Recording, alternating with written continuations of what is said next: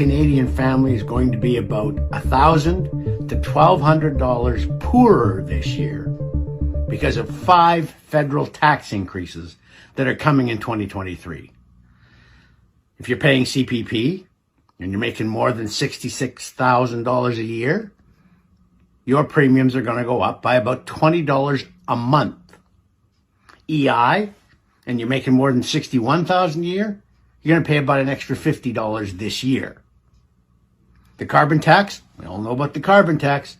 It's going up on April 1st to 14 cents a liter. It's eventually going to over 30 cents a liter. But this year it goes up to 14 cents a liter. And now there's a second carbon tax coming. It's called the Clean Fuel Regulation. It kicks in this year. It'll eventually be 13 cents a liter. It's starting off a little smaller this year. But the two carbon taxes together in 2023 are going to take somewhere around $800 out of your pocket. And that's after the rebates that the federal government gives on its initial carbon tax. So you know that you go to the pump, you pay a little extra, you're probably convinced by the government's talking points that you're going to get a lot of that back in rebates. But the Parliamentary Budget Officer says the average Canadian family will pay $400 to $800 more in carbon tax than they get back in federal rebates. So you're out of pocket for Justin Trudeau's fanciful tax scheme aimed at saving the planet. And then the fifth tax that's coming from Ottawa this year is an increase in liquor taxes. Now, the cost of a bottle of distilled spirits is already about 75% tax. The cost of a beer is about 2/3 tax. That's going up by 6 percentage points this year. Both of those, beer and spirits, will both cost more.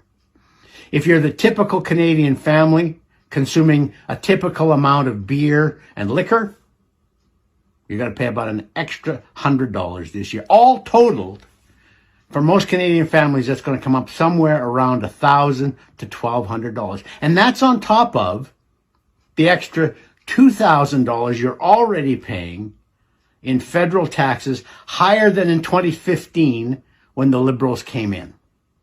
They spend at a higher rate than any government in Confederation's history, and now they're starting to squeeze us.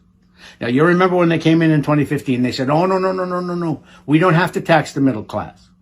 We will just ask the top 1% to do a little more.